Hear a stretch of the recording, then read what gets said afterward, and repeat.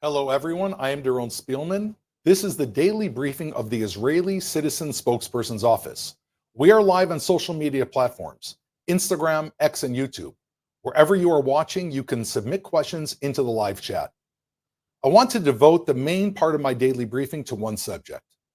There is a lie that has been told repeatedly about Israel, and once you find out how it was cooked up, you will be shocked. I'm talking about the lie that Israel is starving the people of Gaza. Let me explain to you how this lie started and how it spread. International NGOs that deal with food security may rely on a tool called the Integrated Food Security Phase Classification, or IPC for short. The IPC is a scale with 5 phases. Phase 1 means a population is generally food secure. Phase 5 means famine. IPC classifications are published by a group of food security experts called the Famine Review Committee. In March, experts said that 677,000 people in Gaza were facing an imminent famine. They didn't say there was a famine. They only said that phase 5 was coming soon. They predicted famine in northern Gaza between March and May. Cue headlines about Israel was starving Gaza. Israel detractors quickly followed suit. In May, Cindy McCain, the head of the World Food Program, declared that there was a full-blown famine in northern Gaza and that the famine was spreading to southern Gaza. She did not explain on what basis she made this declaration. Even the New York Times noted that McCain's declaration of famine was not an official declaration of famine. The famine claim was a hoax. You just had to look at the numbers to see the hoax. If the phase 5 famine was real, we would, God forbid, be seeing hundreds of deaths from starvation every day in Gaza. But that is not the case. Remember the Famine Review Committee that warned of imminent famine a few months ago? Well, they just made a U-turn and outright rejected recent studies that a famine in Gaza is imminent. They said that's not plausible. So here's the crazy thing. The same committee that told the world that famine was imminent only a few months ago now says that that's just not true. More information has recently come to light that reveals an even greater absurdity of the famine claim. You have to see it to believe it. Listen to this. The prediction of imminent famine in Gaza was based on miscounting the food trucks going into Gaza. Yes, you heard me correct. Miscounting the food trucks going into Gaza. Literally, it did not take into account all of the commercial and private food deliveries to Gaza. It also excluded World Food Program deliveries to bakeries in northern Gaza. When these food deliveries are taken into account, it turns out the people of Gaza have more than enough food and calories. In other words, the claim that Israel was starving the people of Gaza only made sense if you didn't count the massive amounts of food that were entering Gaza. It's completely insane. The conclusion is completely in line with data from a recent Hebrew University study that looked at all the food that entered Gaza. It shows clearly that the amount of food that went into Gaza exceeds international standards. For months, Israeli officials were baffled by the claim that they were starving Gazans, and now we understand why. The claim was not only based on false evidence, it was a hoax. The IDF was sending mass amounts of aid into Gaza by air, by land, and by sea. What we can see now is that the entire population of Gaza is being well fed. The truth didn't matter. There's a global campaign that seeks to stop Israel from defending itself against Hamas. This global campaign amplifies any lie that leads to pressure on Israel. The pressure campaign needs to be focused on Hamas, which continues to attack Israelis and continues to hold hostages in its terror dungeons. And the pressure campaign needs to focus on the United Nations, which has done a terrible job distributing the massive amounts of food that have entered Gaza. I hope this was clear. Our office and our spokespersons will continue to share analyses about this issue on social media so that you can help spread the truth and combat these lies. Now let's take some questions from our audience watching live on social media. This first question was submitted by a user on Instagram Stories who asks about the pauses in fighting that have taken place in recent days. The IDF announced a tactical pause for humanitarian purposes. Can you provide some context into these pauses, why they happen, where they happen, and what people should know about them? Sure. Right now, we are in a period of Muslim holidays. These are holy days for Muslims. And in order to ease the conditions in Gaza, despite the fact that Hamas is operating all around Gaza and putting their civilians in constant threat, the IDF has paused our operations, very important operations regarding the defeating of Hamas, in order to allow an easier transfer of aid to people in Gaza who are trying to celebrate their holidays. Since the beginning of this war, even with Hamas, who is a horrific enemy, who is constantly shooting rockets at Israel, who is putting our troops in the way of fire, we have been constantly, from the very beginning of this war, having humanitarian pauses wherever possible. Keep in mind, Israel is having humanitarian pauses while Hamas is doing everything that is inhumane in Gaza possible. They use their own civilians as human shields. They fire at Israeli civilians without pause. And at the same time, it is up to us to not only protect the Israeli people, but to try and ease the life of the people in Gaza, which is what we're trying to do. This question was submitted via direct message on Instagram, and it's a question that we get a lot. Will there be a war with Hezbollah in Lebanon? Well, it feels like there already is a war.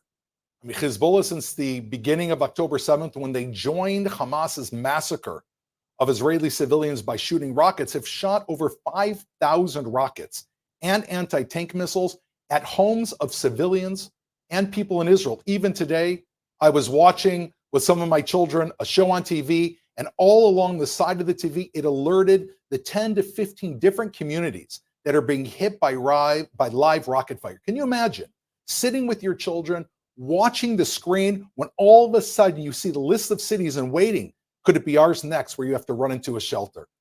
Rockets, missiles, suicide drones have been entering Israel nonstop. 60,000 of Israelis have been displaced from their homes. So for us, it already feels like we're at war.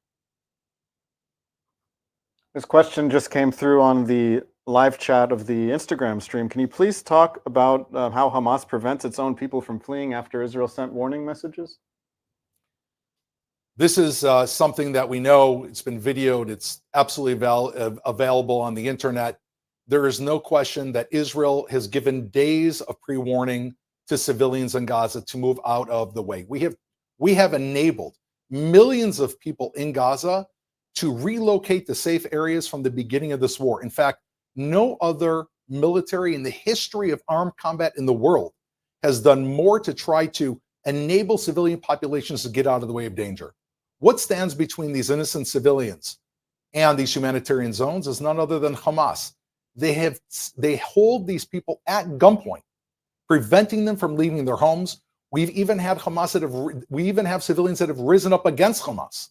Again, you can find this on the internet. It's another horrific tactic, but we shouldn't be surprised, because any regime that's willing to massacre babies, men and women in front of their children, even if they're Israeli, it doesn't take much for them to do the same thing and put their own civilians in danger.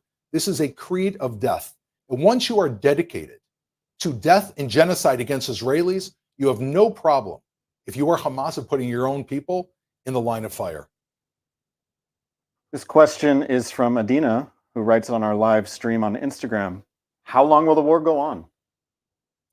Just yesterday, the IDF spokesman Daniel Hagari said regarding the north, regarding Hezbollah, that Hezbollah's increasing aggression is bringing us to the brink of what could be a wider escalation. We have the Houthis that have shot missiles at Israel all the way from Yemen. You have Syria, you have Lebanon, you have Judea and Samaria, where Hamas is operating. And of course, you have Gaza. This war will go on until what any country would do, which is to enable their civilians to rest peacefully at night and not feel under threat. Israel is standing alone amidst many enemies that are attacking us. We are the canary in the coal mine. When these entities burn Israeli flags, they're also burning flags of the United States. They are against the freedom of the Western world. We have the responsibility of protecting our own civilians, and the actions of the IDF to protect our civilians and defeat Hamas and all these other entities will continue until our people can go to sleep safely and soundly at night. This question is from our Instagram live. by username Jefferson. How can there be any safe areas in Gaza if Hamas embeds themselves in these safe areas? I very much appreciate this question. This is one of the greatest challenges that the IDF, that the state of Israel has faced from the very beginning. We have dedicated the Al-Mawasi corridor from the very beginning. Hamas was dedicating to attacking Israel on October 7th. Already by October 8th, Israel was dedicated to finding a humanitarian corridor for Gazan civilians. There are numerous corridors. And from the same time that we began finding these locations and securing them and bringing in food trucks, Hamas has been shooting directly from those locations. We shouldn't be surprised. This goes exactly in line with Hamas's handbook, which is to put their civilians directly in the line of fire. We know why they do this, and many of you know why they do this. They know they cannot beat the IDF on the open battlefield. Well, what can they do? They can cause the IDF, while going after Hamas, to mistakenly put their own civilians in the line of fire, so they can then turn to the world and claim that Israel's committing crimes against humanity. This is Hamas's playbook. This is their strategy. So while we are trying to establish humanitarian corridors, and as I mentioned just a few minutes ago, even having a pause in fighting, Hamas are manipulating those areas in order to carry on the war of terror against the IDF and against the Israeli population. It's a tough battle, but we are doing everything we can to try and keep the Gazan civilian population safe. The world needs to point the finger at Hamas and understand that they are the ones that are putting all civilians in this region in the line of fire. Our last question today was submitted to us on YouTube. The question is, do you have any information on the threat of Hamas in the West Bank and how Israel is dealing with this threat? It's often overlooked when we're talking only about Gaza and Lebanon. Hamas is well embedded in the West Bank. Since the 7th of October, and even before, Hamas has been targeting civilians, children that are waiting at bus stops, parents that are driving their cars throughout Judea and Samaria. They always go after civilians and the easy target. At times, they'll go after a single soldier if they're standing alone. This is a constant problem, but we know that this is what Hamas is for. Anywhere that they can find an Israeli, a Jew, in the state of Israel, and we hope it doesn't spread beyond those borders, Hamas will do everything they can to kill Jews. It's right in their charter. Their charter talks about the annihilation of the state of Israel.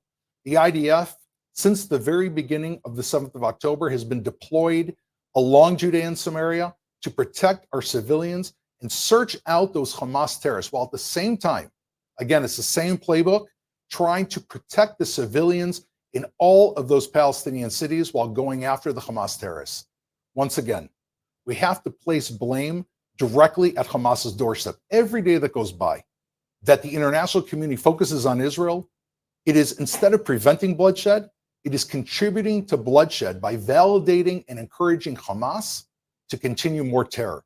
We have to be able to stand on the right side of this understanding and be able to point the finger at Hamas and realize that Israel is doing as much as it can.